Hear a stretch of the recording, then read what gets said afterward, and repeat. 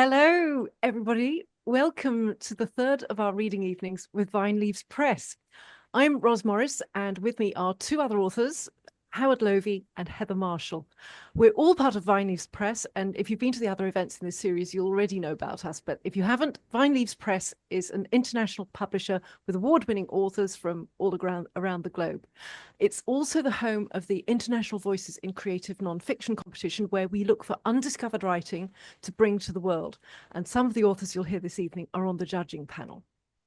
So tonight you're going to hear readings from Howard Lovy, who is presenting his novel Found and Lost, the Jake Cait Story, Heather G. Marshall, who's presenting her novel When the Ocean Flies, and me, reading from my new memoir collection, Turn Right at the Rainbow.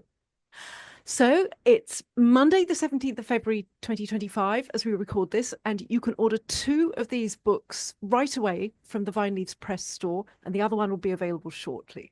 You'll find links in the Zoom chat if you're watching live, and in the show notes if you're catching up on YouTube. And don't forget, you can follow Vine Leaves Press and these authors on social media. So it's me first.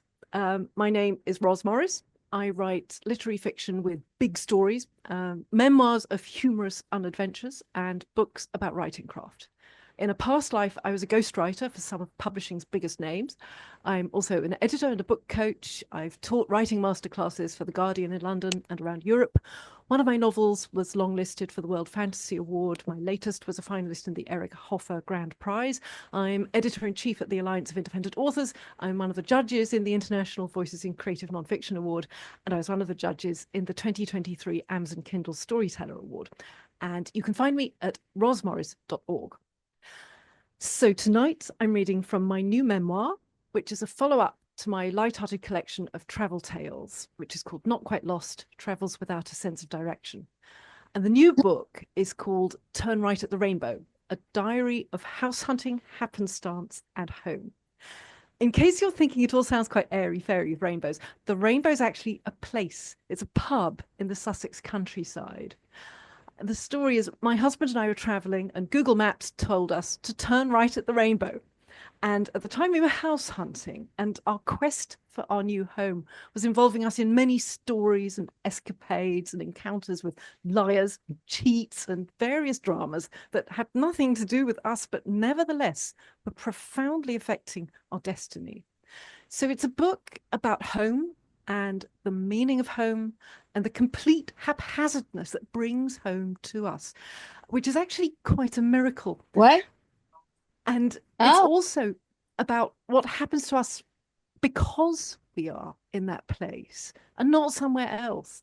So that moment when the sat nav told us to turn right at the rainbow, it just seemed to say it all.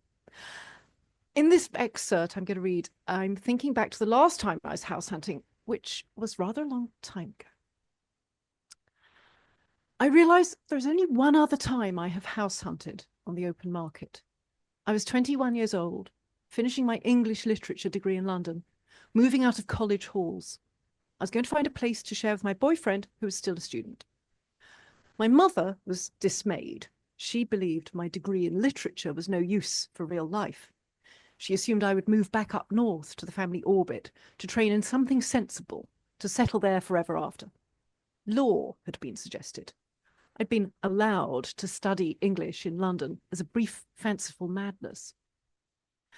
I wasn't going back up north. I'd come to London to be in the city where art, TV, music, films, and books were made, where people did their own special thing. On the tube one day, I sat opposite a woman who had a live parrot on her shoulder, a green parrot, looking patiently into the distance as she was, swaying with the train, unbothered by stops and starts and the inevitable stares of other passengers. The woman was wearing a jumpsuit of the same green as the parrot. She looked like a scene from a photo shoot or a pop video, but this was her real day, going about with her parrot in their team colours. This was London. Here, you could be what you needed to be. I had come to find that. You won't be able to afford to live in London, said my mother, and sounded as if she looked forward to being right. I'll get a job, I told her. I didn't have much time to find the job or the place to live. College was letting me rent a room for a week until the start of term. Then I had to be out. First, the job. I didn't know what job. My degree subject didn't equip me directly for modern employment, but English graduates managed to survive somehow. I was good at what? Reading and thinking, and also cooking. And I had a posh accent, so I got a job in a deli in an expensive part of Fulham. I thought the job would be the hard part, but then I tried finding a place to live. With my boyfriend, I looked. We bought the Evening Standard as soon as it came off the delivery vans, circled the cheapest rentals, and were grateful the student union let us use their phones so we weren't pouring 10p's into a call box. Even though we were quick, many had gone by the time we got through. Every student in the city was chasing the same flats. On the times we won the phone race, the prize was a horror tour of the desolate and the depressing. There was a former hotel in Paddington, a stuccoed building with wedding cake pillars that were grey and peeling. The flat had been a downstairs reception room. Now it had twin beds, firmly separated by furniture, which the landlady said must not be moved. She emphasized this with a prurient narrowing of the eyes that said she'd noticed we were boy and girl and would surely do that sort of thing. Would she come in to check? We asked to see the bathroom. Loo and wash basin across the hall, said the landlady, and bath here. She opened a cupboard in the kitchen. It contained the bath. A bath in a cupboard in the kitchen. When you used it, should you leave the doors open or close them? There was Notting Hill. Forget the movie with Hugh Grant and Julia Roberts. This wasn't a loft of bonhomie and bedlam behind a boho blue door. It was a basement bedsit, a pit of darkness with a smeared window that was mostly covered with a curtain. I didn't dare lift the curtain to see what was outside. It was the kind of place where people died of broken hearts. Or worse. A year later, I read that an entire row of bedsits in the building had been gutted by fire. Does everyone go through this as a rite of passage? These were places straight from bleak movies of the 1960s, where innocent girls had abortions or were strangled and sealed into the walls. But they were all I could afford on my shop salary, and my boyfriend was still a student, so he was on a shoestring too. My mother was right. I wouldn't be able to afford to live. While my boyfriend went to lectures, I struck out to the edges of the tube lines where prices were cheaper. I saw a flat in Acton. The landlord lived below. He was German. He told me there would be a surcharge for cleaning. His brown pullover was stained in a way that suggested stains and dirt were a way of life. He had his arm in a sling that was subject to the same treatment. I sat wearily on the tube afterwards. This was absurd. I had a job, but in 3 days I would have no home. My boyfriend could carry on in student halls if necessary, but I had nowhere. I knew no one in London I could stay with. I thought homelessness did not happen to a person who had a job. As each day passed, I looked at appalling places and considered, seriously, could I live here? Did the embedded smell of stale oil matter? Here I could begin my London life. The big window straight onto the street, which a burglar could open in seconds. Here I could be a London person and come home to a ransack. I looked at nicer flats, but they were too expensive. Here I could be a London person and completely impoverished.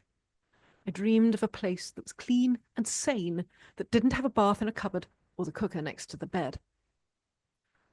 One place seemed to be our salvation, a beamy, tile-hung cottage in Highgate. It was a house share rather than a self-contained flat, so it was in our price range and didn't have the forsaken look of dingy make-do.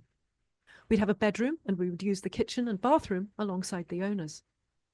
We realised we had to impress the owners, a couple who were the age of our parents.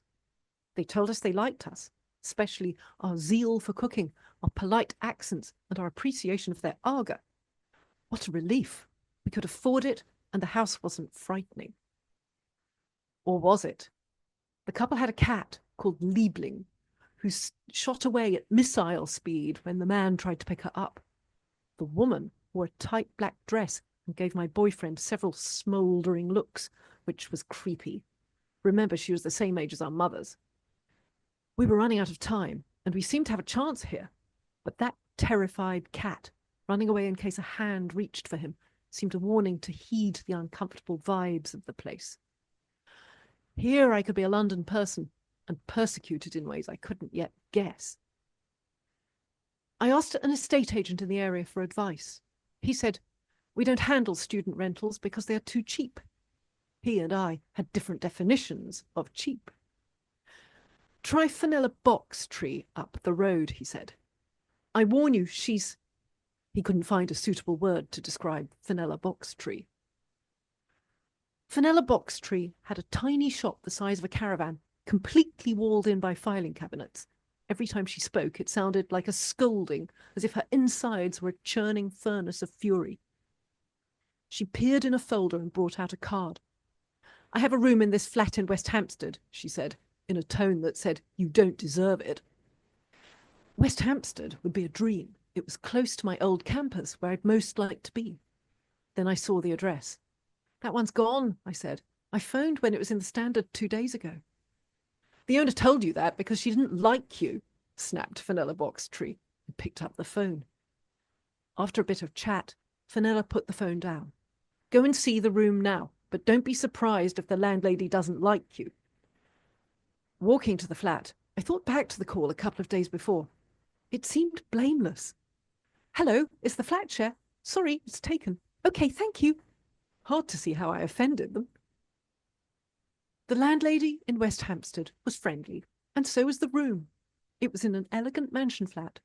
There were no frightening carpets or wallpaper, no chairs that suggested the waiting room of a forgotten and sinister institution.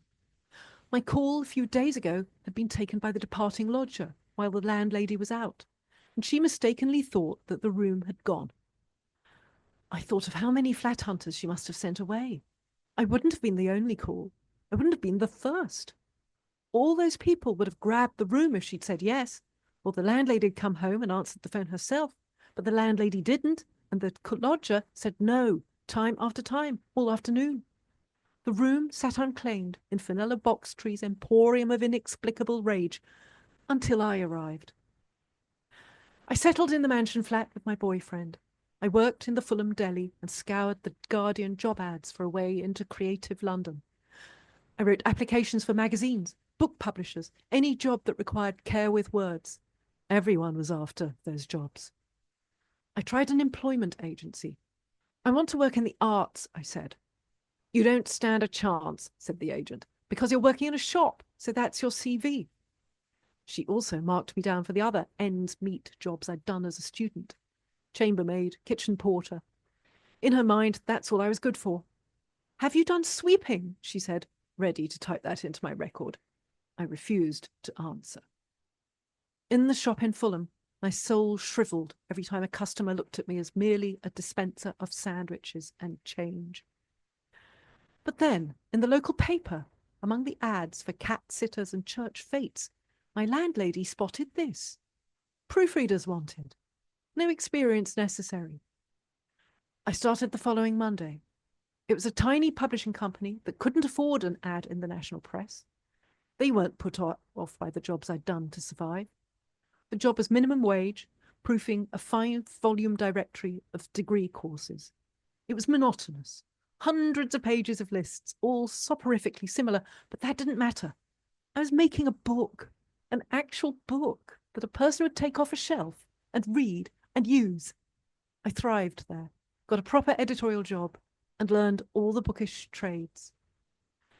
I wouldn't have found that job if I hadn't been in that flat and seen that tiny, missable advert among the local ephemera. I wouldn't have been in that flat without a string of errors and an improbable second chance. But because I found people who needed the thing I could do. I found my place in London.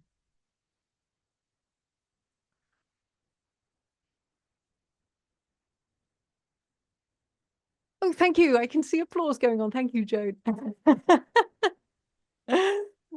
We have time to take questions if anyone has one. Thank you, Deb. Thank you very much. That is the first time I have revealed any of this book, so this is a big occasion for me. Thank you, Elizabeth. Does anyone have a question? And if not, we can move on to Heather, who is probably raring to go. Oh, thank you, Elaine.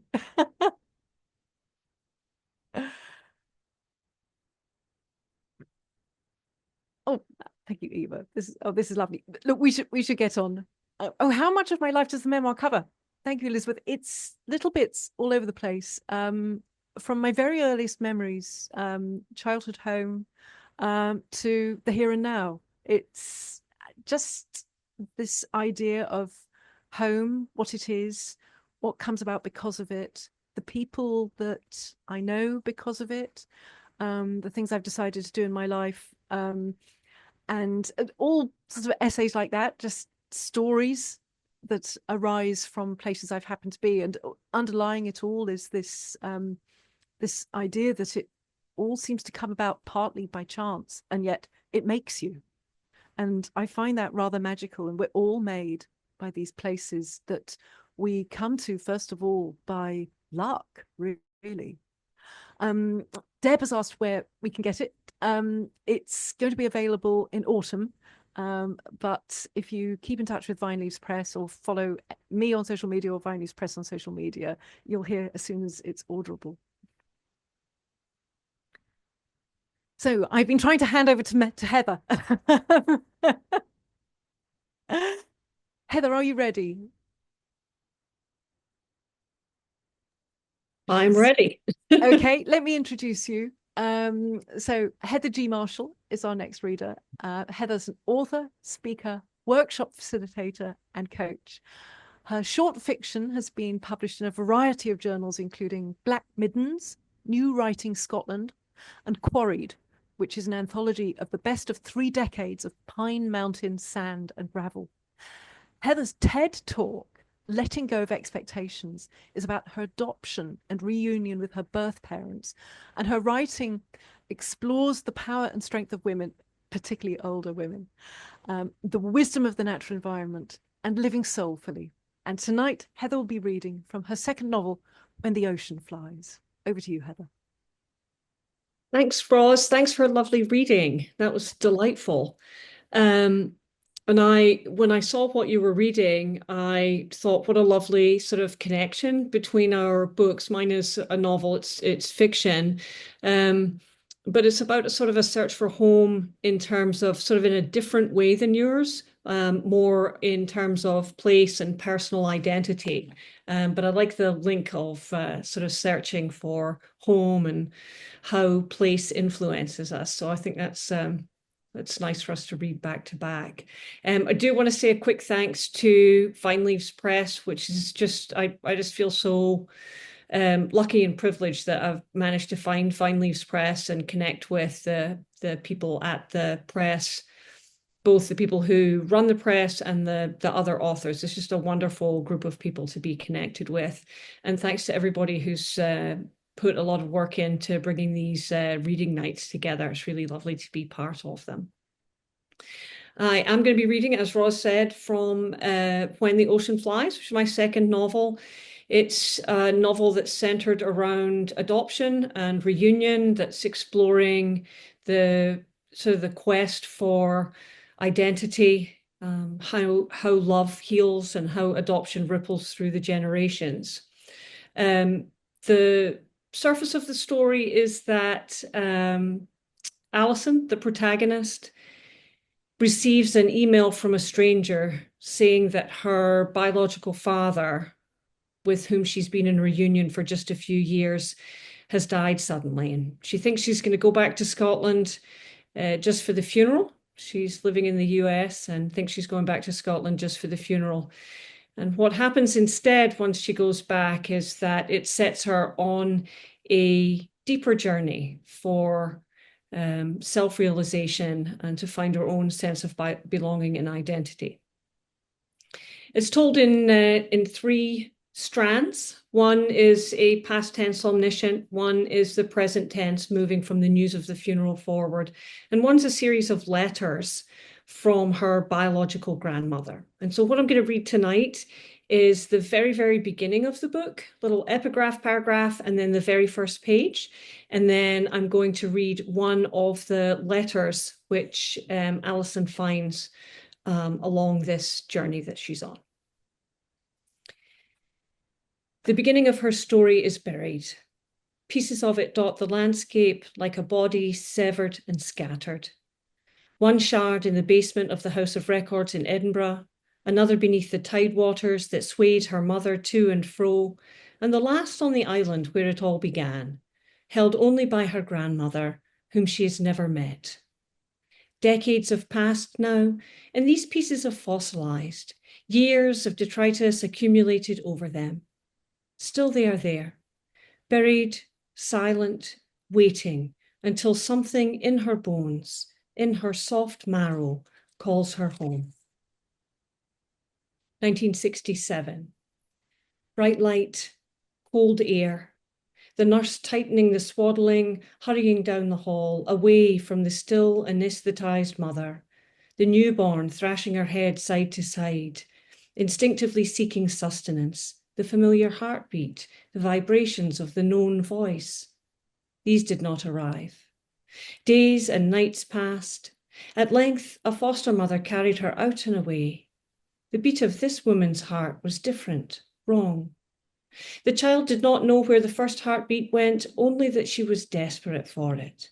Again she wailed, thrashed her head. The woman lay her in her cot. "Be a good girl," she said, closing the door. Weeks like this, until eventually the child stopped. She'd learned to lie quietly, dark eyes searching the white ceiling. "That's a good girl," the foster mother said. She'd followed her instructions, discarding the name and the knitted layette upon arrival, making a clean break. No attachment was to be formed. This way, no one got hurt. Months passed, and then, in the fog of an early November morning, the foster mother handed the infant to the Church of Scotland adoption services. Her part in shepherding this baby towards a better life was complete. The child neither cried nor smiled as she took her place on the lap of the stranger.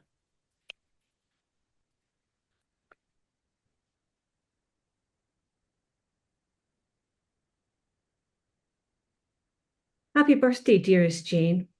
I've lit a candle for you, placed it in the window as I do each year. My hope for your return is still as strong as it ever was. The grief at your absence has grown less searing than it was in those first years, beginning even before you were born. I spent the months between Mary coming home and your birth thrashing around. I could hardly still myself all the time that Mary was gone. Hamish said I was like a bee buzzing for nectar, jumping from flower to flower. I didn't feel nearly so nice as that. Inside, I felt like a clegg, a big black horsefly. I recall seeing a girl bitten by one when I was a girl too. Oh, the howl she let out and the great streak of blood running down her arm. It must have been 1936. Clegs seemed like the most dangerous thing then. Yes, that's what I felt like, 31 years later, black and poisonous and wanting to draw blood from something, only I didn't know what. Perhaps a week before your birth, I had a particularly dark day. I cleaned the windows, the skirting boards, the floors, ironed anything that could be made flat and smooth, baked bread with yeast instead of soda, specifically because it required so much more work. Hamish snuck up behind me as I took the last round out of the oven. I spun around, hair wild and spattered with flour. It had been a frenzied and furious baking. Perhaps he meant to take me in his arms, to soothe me. I didn't give him the chance, holding my hand up against him, the only time I've ever done so. My horsefly self reflected in his eyes. He felt no better than I, only managed to hold it in. I could see his anger smouldering, though, in the tightness of his muscles beneath his shirt, his clenched jaw, the furrow between his eyebrows.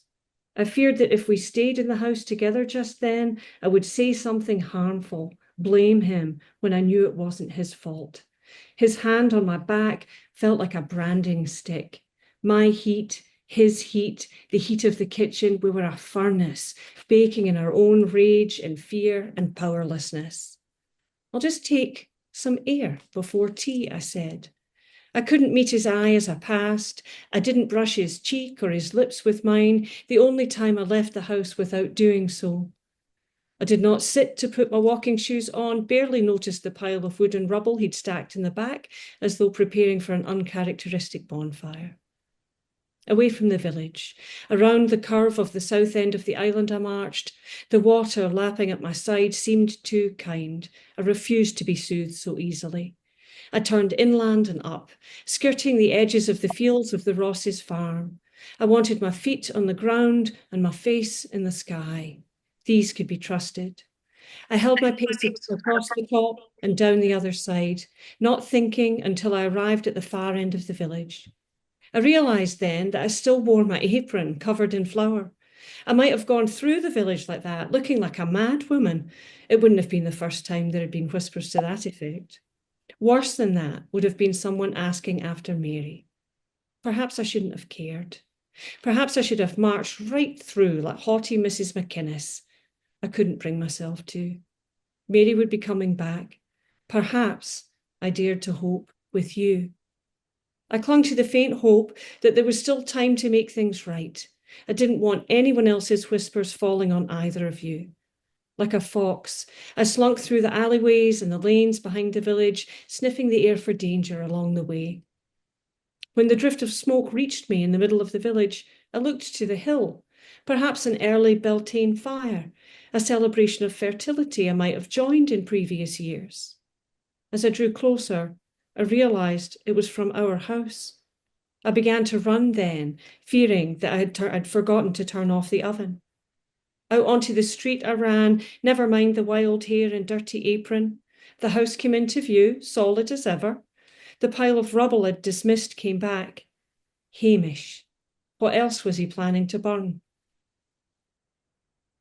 I ran faster, hoping it wasn't what I feared, Mary's diaries. I'd seen her climb the attic stairs just a few days before I took her east, a tidy bundle under her arm. I'd recognised the edge of one of her diaries. They'd be safe there, I thought.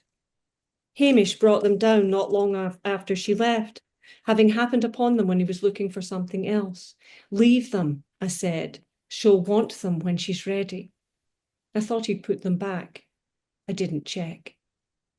At the edge of the flames, a photo curled alongside the thick cover of a diary, the lock already blackening.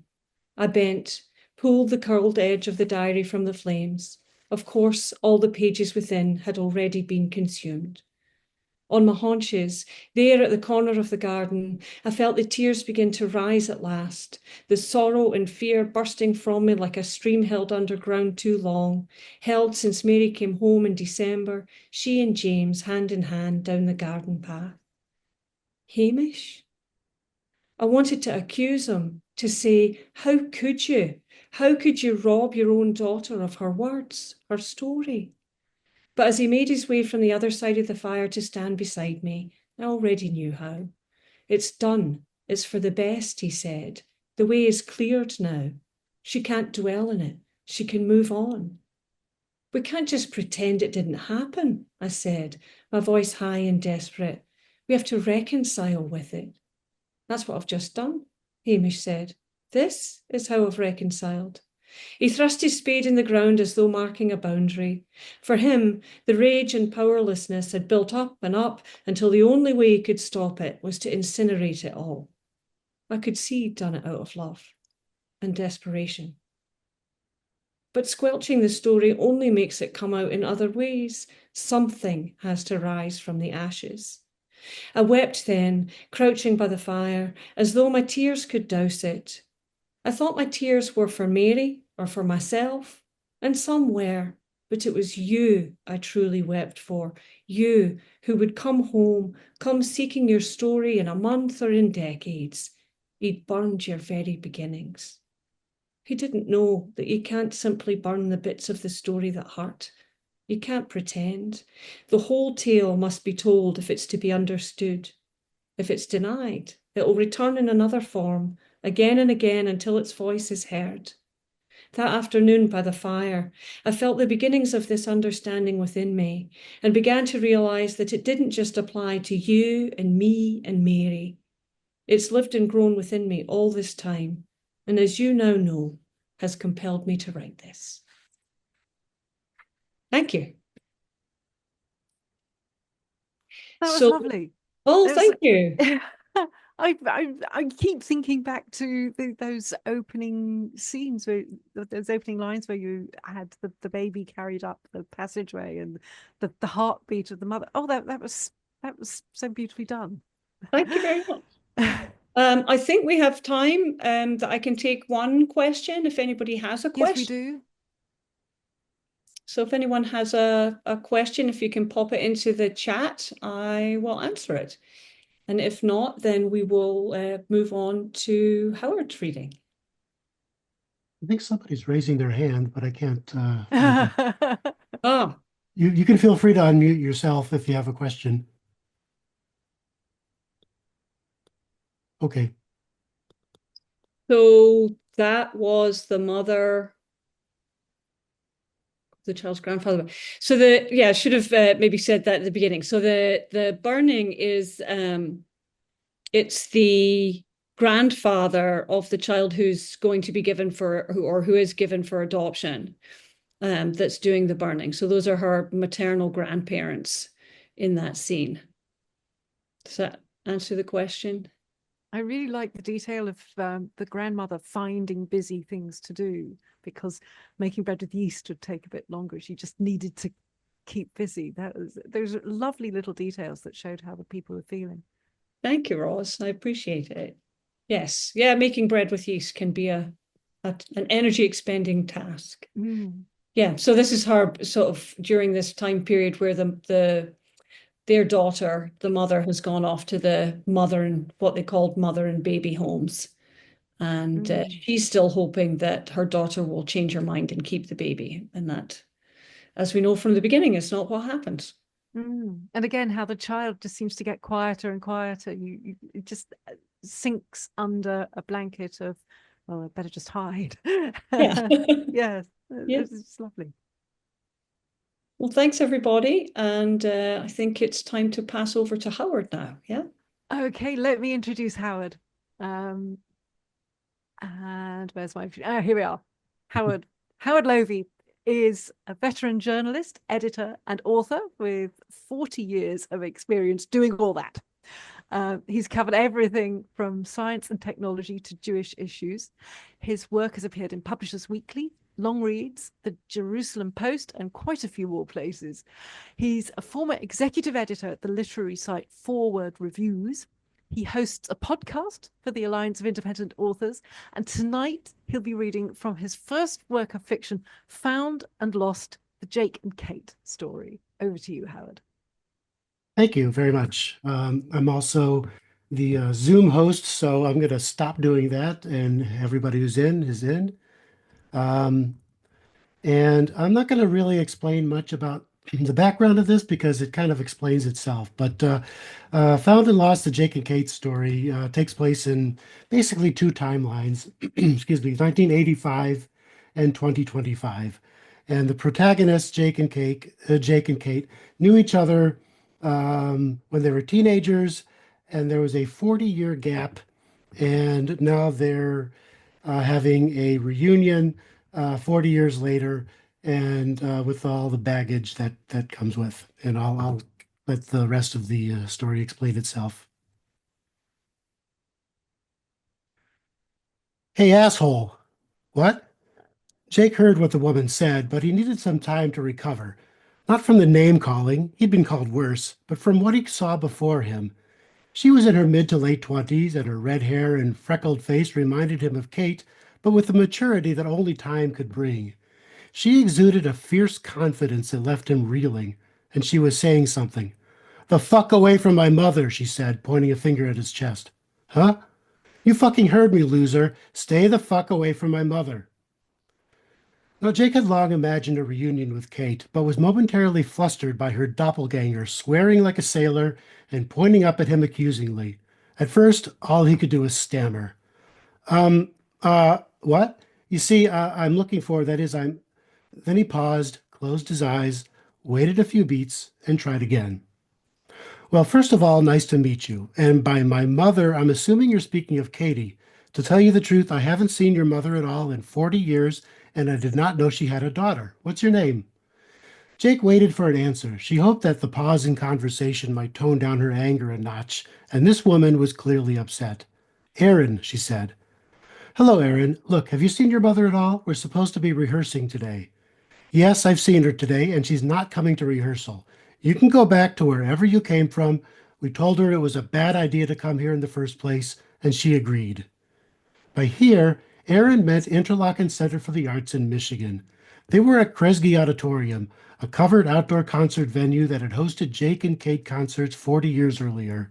The people who planned these kinds of things thought it would be perfect for the reunion tour to begin where it all started for the duo 4 decades ago. But this firecracker standing before Jake was telling him that it's all been called off. He thought something like this might happen. It all seemed so unreal anyway. The rediscovery of their old songs, their viral fame, the documentary about their relationship so many years ago, and this out of proportion voyeuristic curiosity about what they looked like now that they were in their late 50s.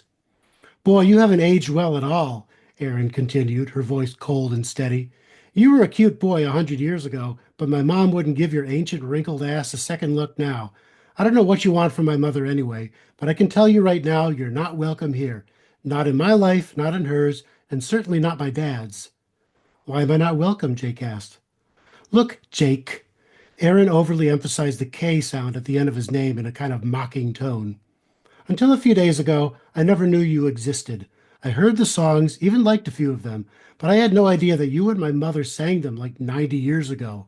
40, Jake interrupted. Whatever, Erin said. She's not the same little girl you knew when you were teenagers. I would think not, Jake said, trying to get a word in. First, Erin interrupted. She went on a crazy diet and lost 40 pounds in an unhealthy amount of time. It makes sense now. She knew that she would be judged if she had to appear in public again, and women getting older are judged much more harshly than aging men.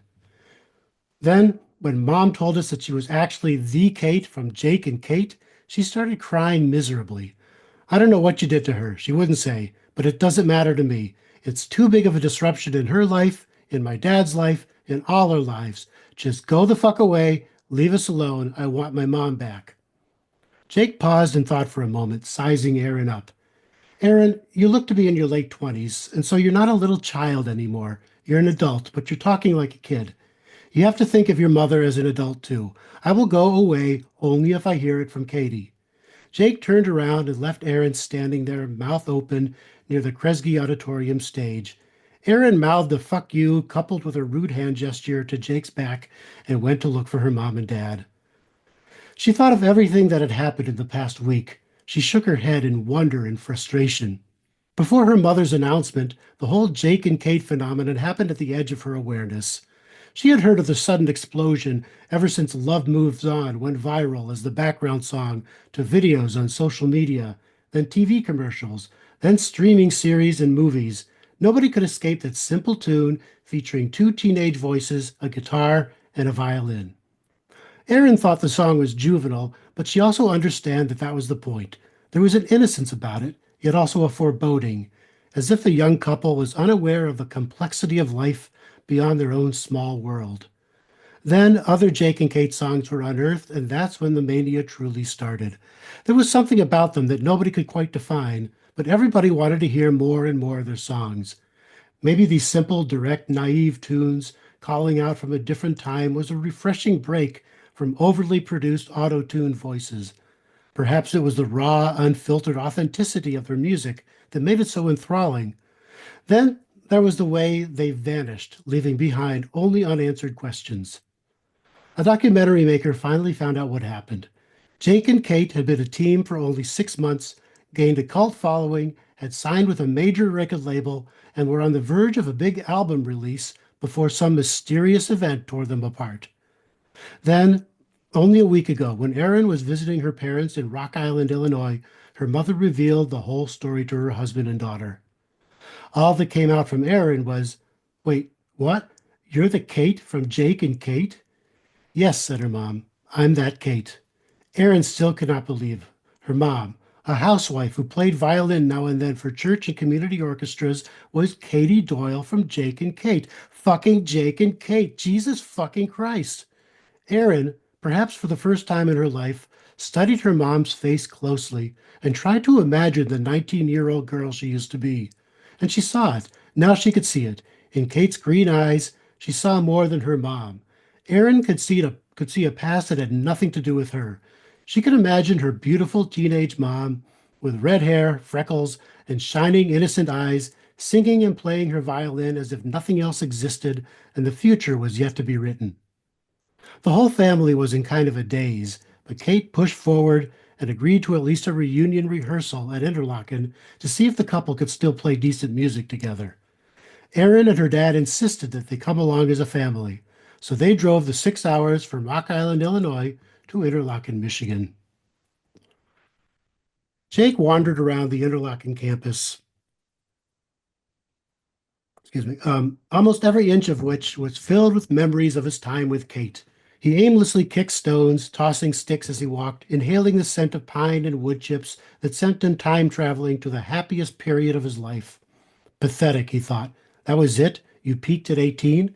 Katie's daughter was right. You are a loser. He was so deep within himself that he almost did not hear the faint sound of music carried on the wind from a few hundred yards away at the edge of a pier off Duck Lake, where the campers used to swim.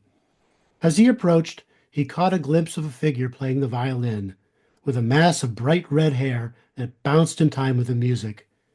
It is strange, he thought, what random things enter your mind when you'd rather it focus on something important. The Bob Dylan line from Tangled Up in Blue rose to the surface, the one where he wondered if she changed at all and if her hair was still red. Jake put his hands in his pocket to effect a casual look, like this was no big deal, and made his way toward the pier on Duck Lake. He was about halfway there when the music stopped. Cait carefully placed the violin and bow back into the case. At this distance, it was difficult to tell how she had aged. He could see no lines on her face, but suspected they would be there when he got closer. The woman in front of him was not the skinny teenager he knew. Middle-aged and childbirth had reproportioned her figure. He remembered what Erin had said about her mother losing a great deal of weight in preparation for public scrutiny, and Jake scolded himself for noticing any change. And he didn't care. He really didn't. This was his Katie. He saw it in her green eyes. Familiar feelings of warmth and excitement jumped from his stomach to his chest.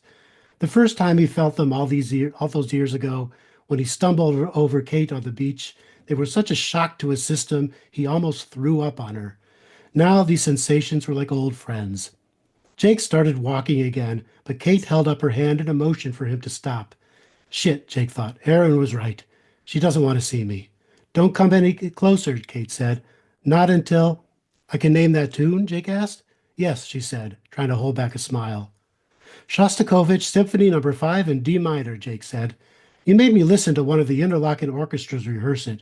You looked like you were going directly to heaven in the rapture. I thought it was a little too over the top, dramatic. Yeah, Cait said. You told me Shostakovich must have been like the Russian Freddie Mercury. I almost broke up with you right there. I probably should have. Would have saved us both a lot of... Her voice trailed off, then cracked. Jake was going to finish her sentence in the way they used to banter, but he noticed something that wasn't quite right with Cait. Her head was bobbing again, but not in the way violinists sway to the music as they play. Jake saw what was happening and knew what he had to do. He eased into a jog, then a run, then a full sprint. Cait was still trying to choke out words, but none would come as Jake came flying toward her. It was her body that finally stopped him, but not before knocking her back a few steps, almost off the pier and into the lake. Jake caught Cait before she tumbled down and held her in a tight embrace. He could see every line on her face drenched with tears as he kissed her salty cheeks, her forehead, and finally her lips. At first, Cait was passive, simply allowing this to happen. Then she became an active participant, kissing Jake back, embracing him tightly, running her hands through his salt and pepper hair. They both cried, hugged, and kissed for a few minutes before Cait finally placed his palms against Jake's chest and pushed him away. You're such a fucking idiot, Jacob, said Cait. I know, said Jake. I know.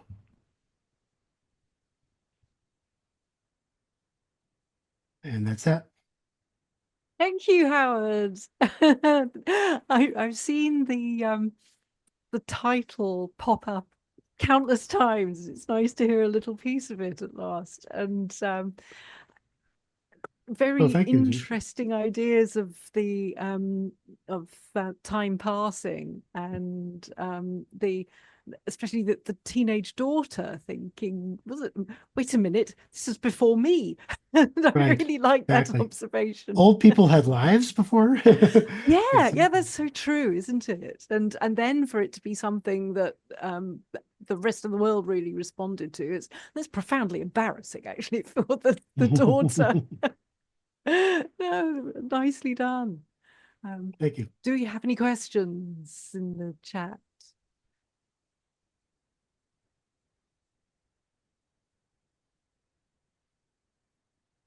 Thank you to everybody.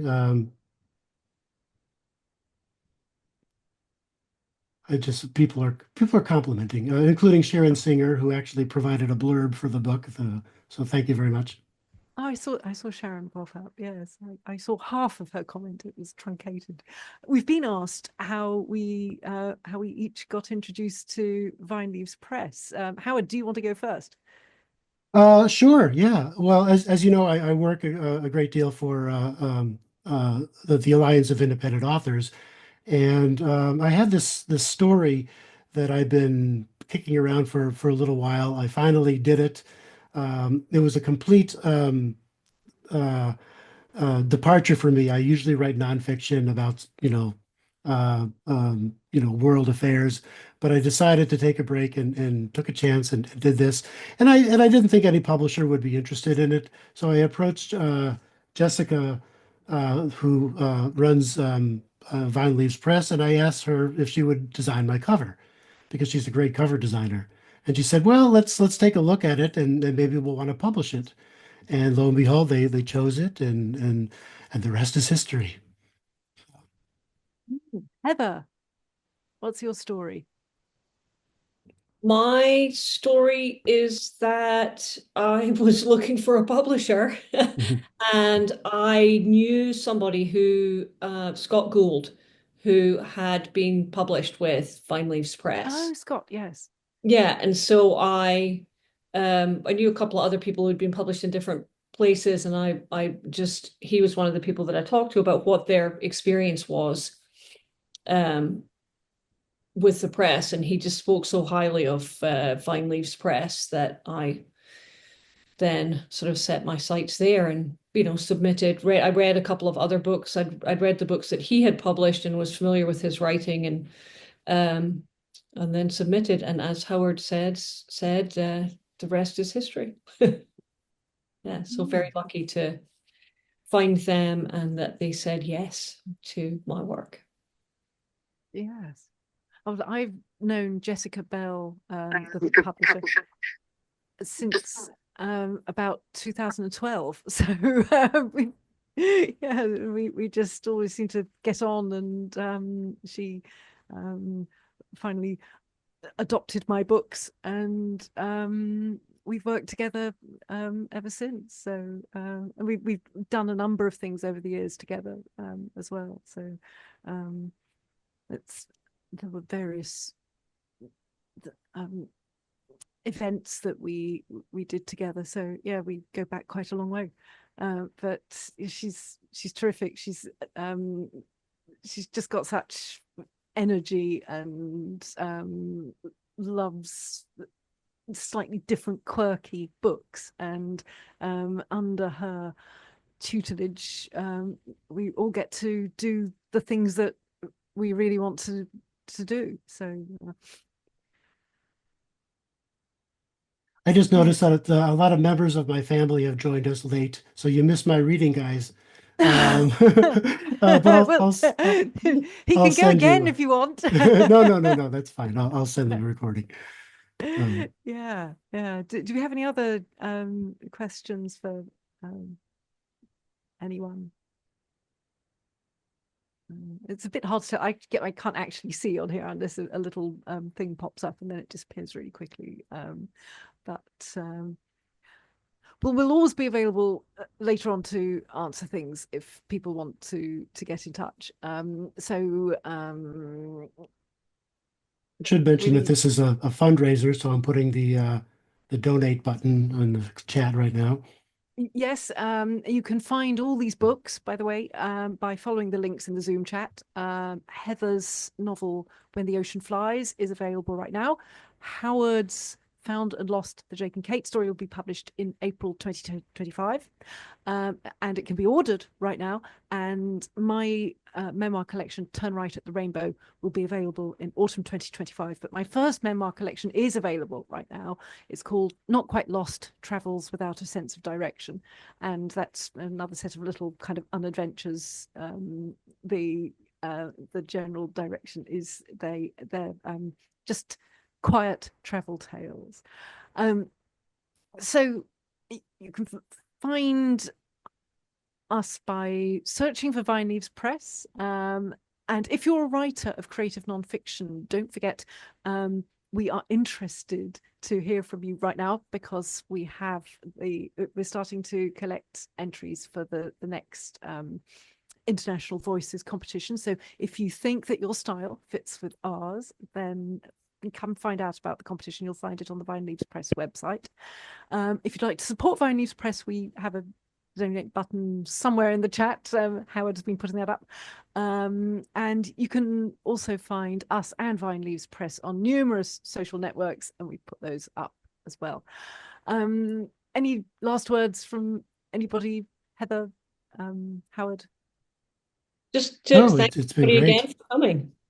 Yes, Sorry, thank you very much, everyone, and I loved seeing your messages pop up as I was reading, and also how much you enjoyed the others too. So we hope you enjoyed this evening, and thank you very much for coming, and goodbye. Thank you.